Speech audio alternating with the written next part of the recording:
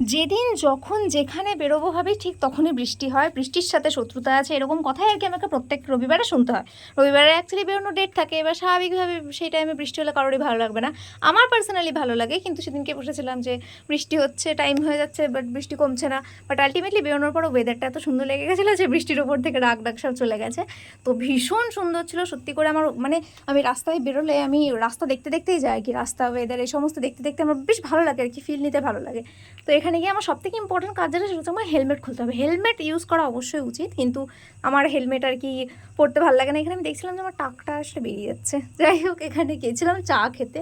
মানুষ হিল্লি দিল্লি চলে যায় চা খেতে, আমরা হাই রোড পেরিয়ে কোন রাস্তায় গেছিলাম আমি জানি না, কারণ আমি তো রাস্তার নাম একদম চিনি না। তো আমি ভাবছিলাম যে ঠিক আছে, ভালো লাগছে, বাই দ্য ওয়ে বিস্কুটটা আমি হাফ খেতে পেরে চা হাফ ওকে খাইয়েছি, ঠিক আছে। তো ভালো লাগছে ভেবে ছবি তুলতে গিয়ে দেখি একদমই ভালো লাগছে না, বাড়ি ফেরার উদ্দেশ্যে আর কি রওনা দিই।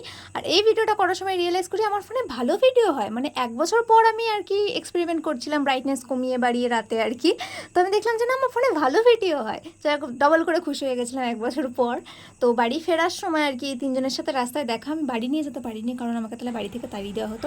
আর এই দুজনের সাথে নতুন করে মিট করো, আগের দিন তো মিউকে দেখিয়েছি, আর ইনি হচ্ছেন রিয়া, ইনি হচ্ছেন অলি। তো আমার মিউয়ের নতুন বন্ধু। এদের একটুখানি এখন একটু প্রবলেম হচ্ছে, মানে হঠাৎ করে তো আর কি তিনজনের সাথে মিট করেছে, আর এখানে আমি দোতলা বাড়ি বানিয়ে দিয়েছি আসলে ওদের থাকার জন্য। তো ভিডিওটা যদি ভালো লেগে থাকে আমাকে জানিয়ে, সবাই খুব ভালো থেকো, দেখা হচ্ছে পরের ভিডিওতে, টাটা।